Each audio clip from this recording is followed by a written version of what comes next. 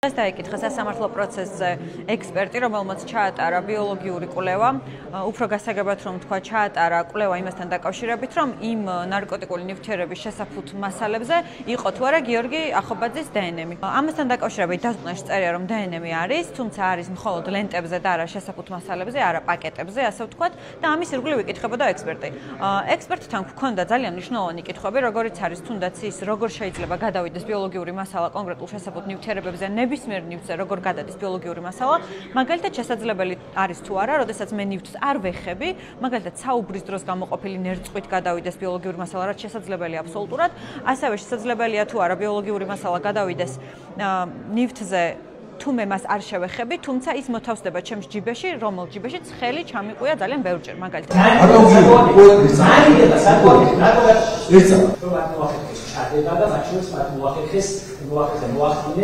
კონკრეტულ ობიექტებზე ანაბეჭდის შეცვლა და გაყალბება, ანუ ბიოლოგიური მასალის ზედნადა. ერთადერთი რაც შემიძლია ვკითხო ექსპერტს, რამდენად სწორია ის მტკიცება, რასაც მე ვაკეთებ.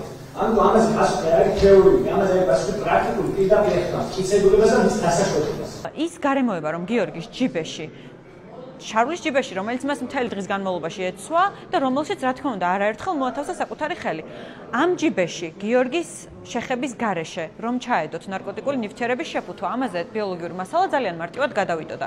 ეს გვაინტერესებდა პირველ რიგში, რომ ასე თუ შეიძლებოდა, რომ გადასულიყო და ნებისმიერი ექსპერტი და ნებისმიერი ელემენტარული ბიოლოგიის მცოდნე ადამიანი გვეტყვის და ეს ექსპერტმაც განმარტა, რომ ორჯერ ორია, რომ გადავა, შესაძლებელია გადავიდეს, უფრო სწორად 100%-იანი გარანტია რა თქმა უნდა არ არსებობს. რაც შეეხება კიდე მეორე გარემოებას, რატო არის მნიშვნელოვანი არის ის, რომ გიორგის ადგილზე საუფლე ჯირკულებიდან აუღეს ნიმუში, რომელიც არ არის დაოქმებული, როგორც გიორგი განმარტავს, მას იღლიებში, ასე ვთქვათ, გამოუსვეს ხელი, რაც გიორგი ფიქრობს, რომ შესაძლებელია ყოფილიყო გაკეთებული იმის გამო, რომ გადაეტანათ ეს მისი ბიოლოგიური მასალა შემდეგ შესაფუთ მასალებზე, ნარკოტიკის შესაფუთ მასალებზე და შეექმნათ ხელოვნურად მტკიცებულება და რაც შეეხება ნერწყვს, ასევე უკვე მოგვიანებით ცეკბდ-ს ასე ვთქვათ, ოფისში გიორგის პირის ღრუშიც გამოუსვეს არაერთხელ ხელი, ხელთათმანიანი ხელი. ასევე ეს არ არის დაოქმებული, ასევე ყველა პოლიციელი ამას უარყოფს, რაც გვაფიქრებინებს, რომ კონკრეტული ინტერესი ჰქონდათ და ამის აღიარება სასამართლო პროცესზე არ სურთ და ეს ინტერესი შეიძლება იყოს, რომ გიორგის ნერწყვი გადაეტანათ შესაფუთ მასალებზე.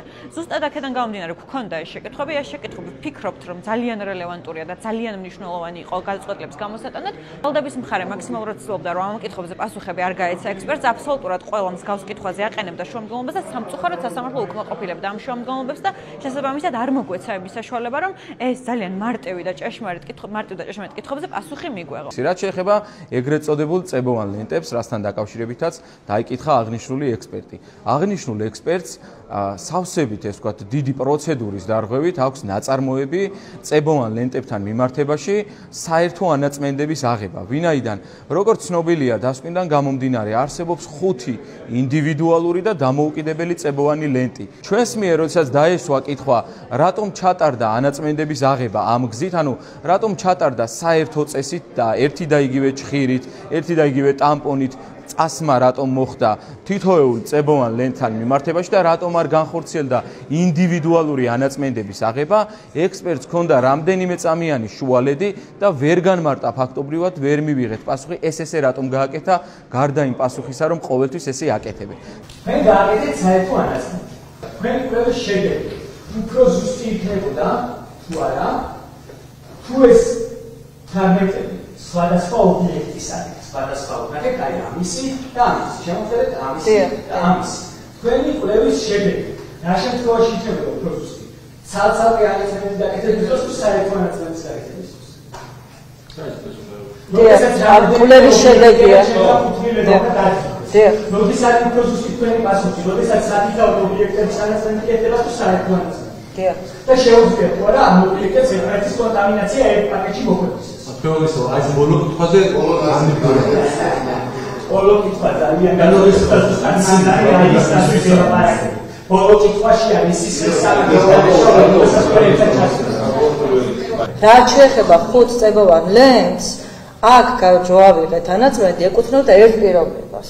მოვახდინეთ შედარება, ხო?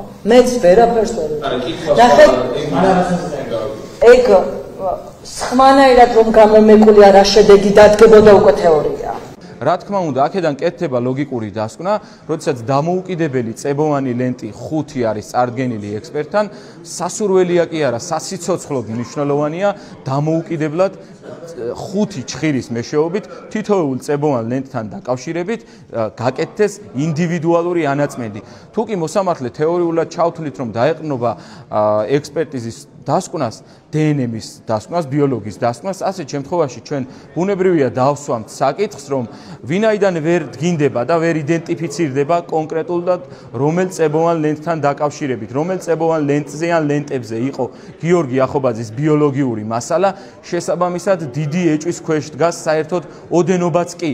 თუნდაც დაუშვათ, რომ გიორგი ახობაძეს ჯიბეში ჰქონდა საერთოდ აღნიშნული ნარკოტიკული საშუალება. ამან შეიძლება საერთოდ კვალიფიკაციის შეცვლა გამოიწვიოს და დღეს როცა ედავებიან გიორგი ახობაძეს მაგალითად განსაკუთრებულ დიდ ოდენობას, შეიძლება საერთოდ სხვა ოდენობას თან ჰქონდეს საქმე. 5 წებოვან ლენტზე როცა საერთო წესით ახორციელებ ანაწმენდების ახებას, თუ პირველზე არის ადამიანის ბიოლოგიური მასალა და სხვებზე არ არის, ბუნებრივია პირველი წებოვანი ლენტიდან, რა თქმა უნდა, გადავა ამას მე მგონი არც ჭირდება განსაკუთრებული ცოდნა, თუმცა ბიოლოგის ამ კითხვაზე პასუხის გაცემის ვალდებულებაც, ცოდნაც და კომპეტენციაც ჰქონდა.